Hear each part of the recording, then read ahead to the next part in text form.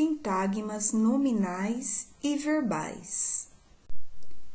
Em gramática, a parte que se ocupa de estudar as relações mantidas entre os termos de uma oração é a sintaxe.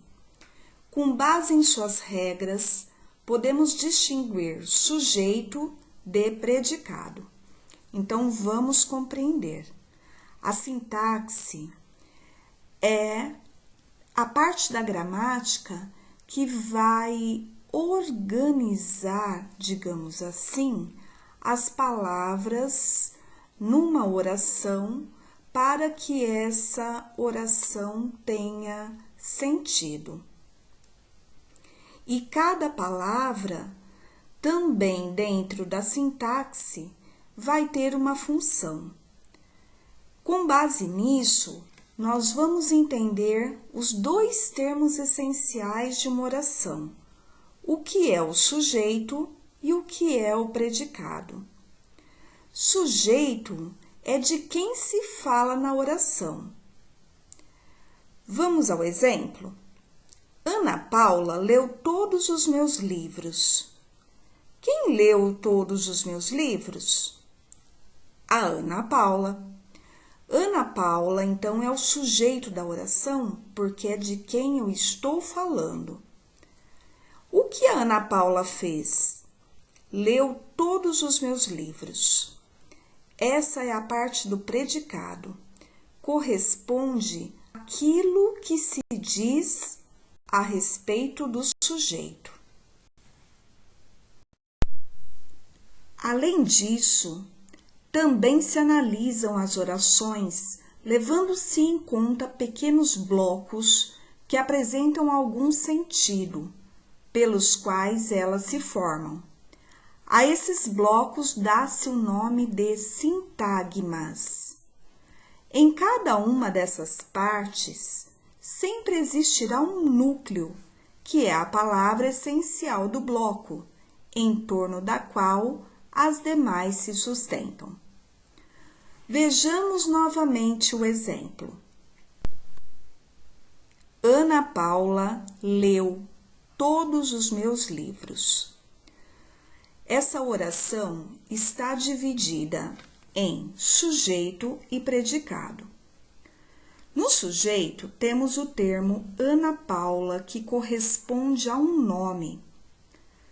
Portanto, nós temos um núcleo. Núcleo é a palavra mais importante do bloco. Leu também vem a ser um núcleo dentro desse predicado, pois carrega significado por ser uma ação. Todos os meus livros faz parte do predicado, porém, dentro desses termos, existe um que carrega o maior significado, que é a palavra livros. Portanto, aqui nós temos 3 núcleos.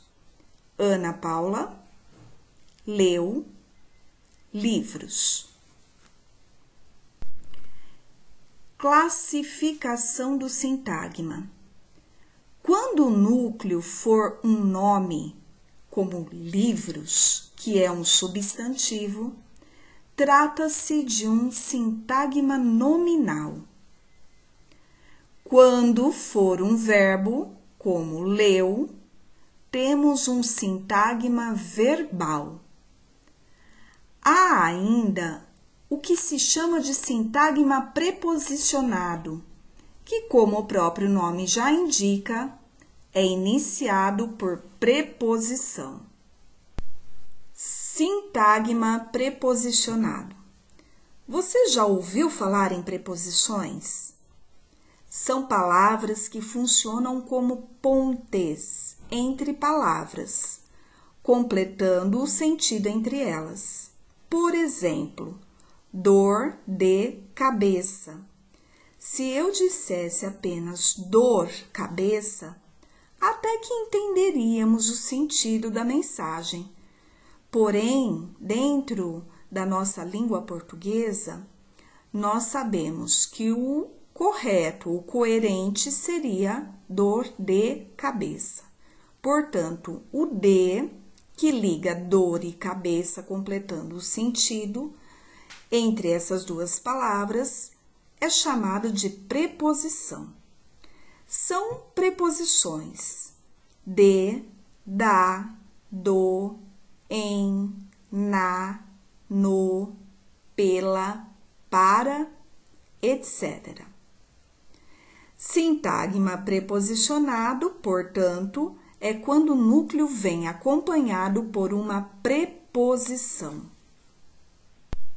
Vamos analisar essa oração? Antônio escreveu um conto de fadas. Antônio, por ser um nome, portanto, um substantivo, é um sintagma nominal. Escreveu é um sintagma verbal, pois escreveu é um verbo.